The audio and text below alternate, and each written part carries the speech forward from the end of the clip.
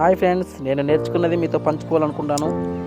మనిషిని అపజయం ఓడించదు, మళ్ళీ గెలవలేమన్నా అపనమ్మకమే ఓడిస్తుంది. లక్ష్యాన్ని గురిపెట్టుకుని జీవితంలో మరే ఇతర జ్ఞాపకాలు లేకుండా ముందుకు సాగిపోయేవాడే తప్పక తన గమ్యాన్ని చేరుకుంటాడు. జీవితంలో ఎప్పుడు ఈ 3 విషయాలను ఖచ్చితంగా గుర్తుపెట్టుకోవాలని. 1. ఈ కాలం, ఈ పరిస్థితులు ఎప్పుడూ ఒకేలా ఉండవు. 2.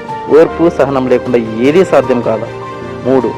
ఈ ప్రపంచంలో ప్రతి ఒక్కరూ ఒంటరి వారే. నీ గురించి నువ్వు ఆలోచించాలి, నువ్వే శ్రద్ధ తీసుకోవాలి.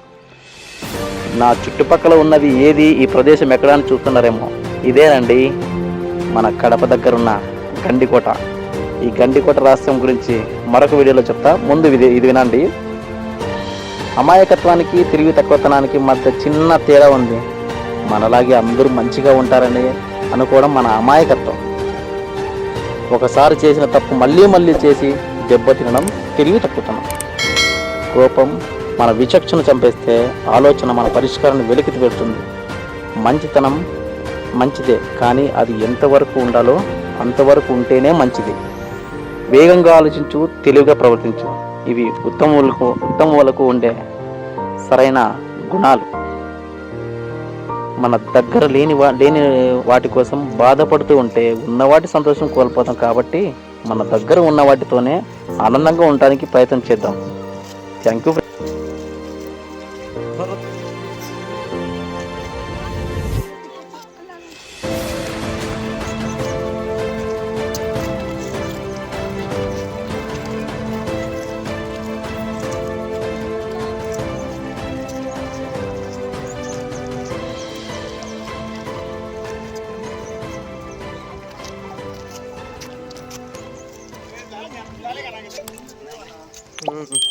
చాలా తక్కువ